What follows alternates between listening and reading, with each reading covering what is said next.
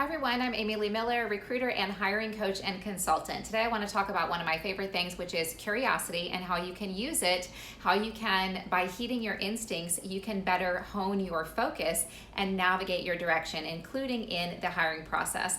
So I'm not big on cliches, but one thing that one common one that we've all heard is curiosity killed the cat.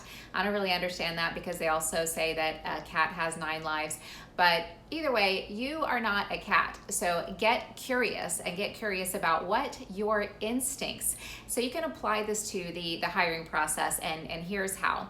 Oftentimes in my recruiting role, when hiring managers reach out to me for help in a hiring process, I will of course ask, why is the position open? And if the last employee was only in the role for about a year, well, the hiring manager will usually tell me why, and the reason is they didn't make the right hire. And now why would that be?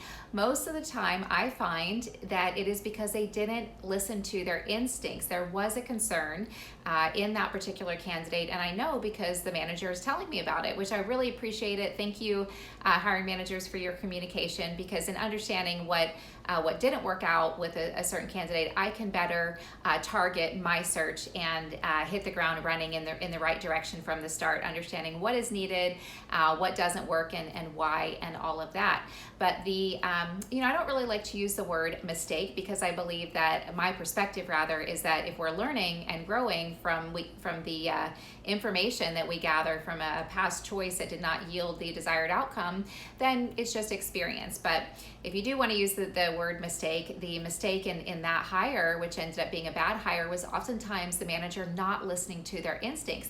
So they share with me that they had a concern, but for whatever reason, they went ahead with that hire and ended up having to start their process all over again, maybe a year later, which is not a very long time, because it also cost the company hundreds of thousands of dollars in making the wrong hire.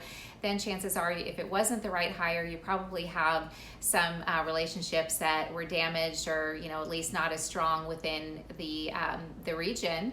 And then maybe even some disgruntled or frustrated team members. When you've got somebody on the team that's not a right fit, that affects so many things. So it makes a lot of sense to get curious about your instincts. When you have a concern, that can guide your next direction, which maybe they still will be a strong candidate, but what can we do here? Maybe add some additional steps to the interview process, maybe continue your search. It's much better to prolong the search, prolong your hire, maybe even another month, maybe even another 6 weeks, to make sure that you get the right hire in place, rather than moving ahead with the hire, maybe from pressure up from above to hire quickly, or maybe another leader in the division thinks that this candidate is the right hire.